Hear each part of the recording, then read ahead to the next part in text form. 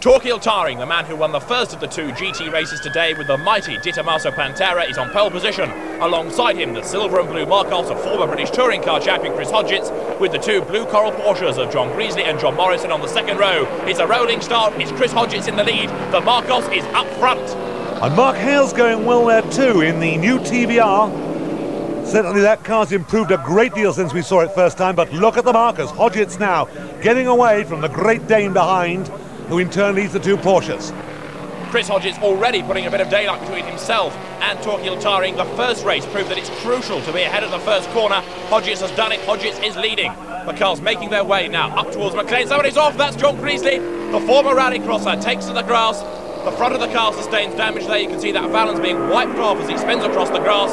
Hodgetts leads from Torquil Taring. Lap 1. The Marcos, bigger engine this year, trying desperately to get away from Taring, then the Porsche, and the TVR now up into fourth place and looking good. There's the second of the Marcos, is Chris Marsh at the wheel, and the Morgan, Charles Morgan.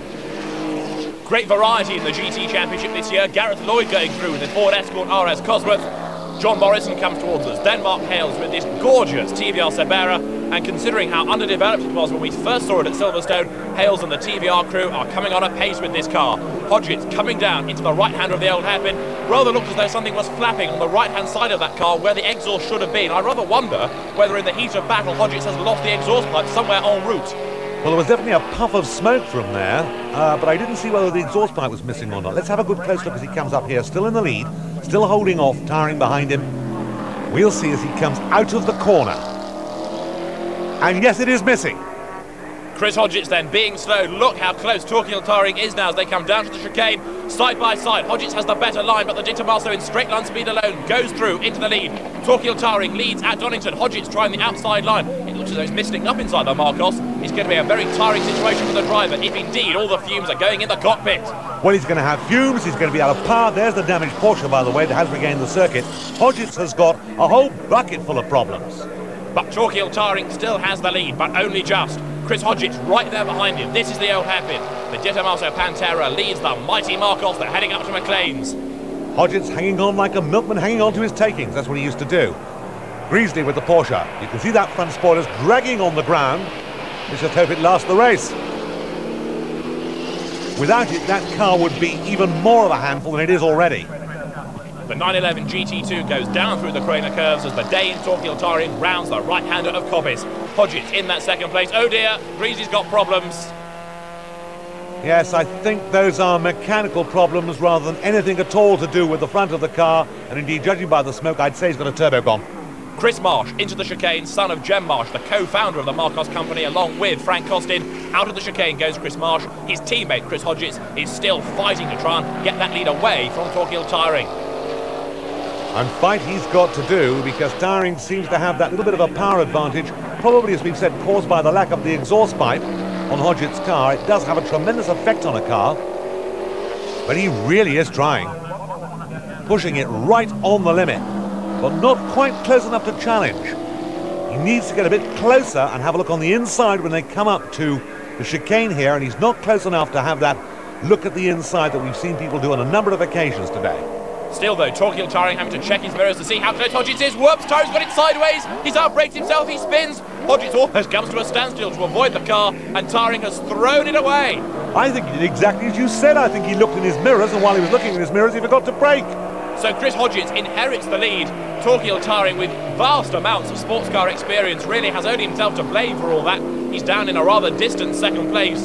So Chris Hodgetts can slightly relax. Now, in replay, this is Taring.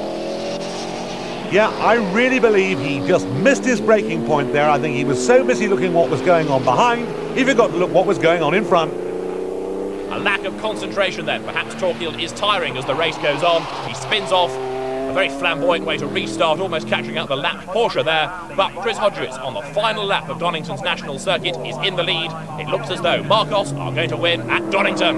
Yes, Taring behind in second place. I'll bet that's quieting him down. He's one of the most voluble drivers you could ever wish to meet, and I'll bet he'll go quite quiet about that. Nothing much he can say except it's my fault. They don't often say that, though. Here comes Hodgetts. Brakes changes down. Those puffs of flame from the exhaust look perilously close to the door, don't they? Hodgetts getting quite hot and bothered inside the car. Torquay Tiring is closing on this last lap, but to no avail. The flag is out. Hodgetts wins. Second place goes to Torquay Tiring. They both win their respective classes, but it's been a great day for Marcos. One win apiece. Hodgetts comes out on top. Torquay Tiring second ahead of John Morrison. Mark Hales a fine fourth ahead of Mike Burt, and Chris Marsh in the second LM600. And look at this, on fire. In comes Hodgetts and the whole of the side of the car on fire. That's fiberglass burning. Up come the marshals, on go the fire extinguisher. Here's one put out in the middle. He can't make his go, but the fire's out. Jem Marsh ran up to take a picture of the car. Instead, he had to watch them put out a fire. But his car leads the championship 3 points clear of John Morrison. Chris, a fiery end.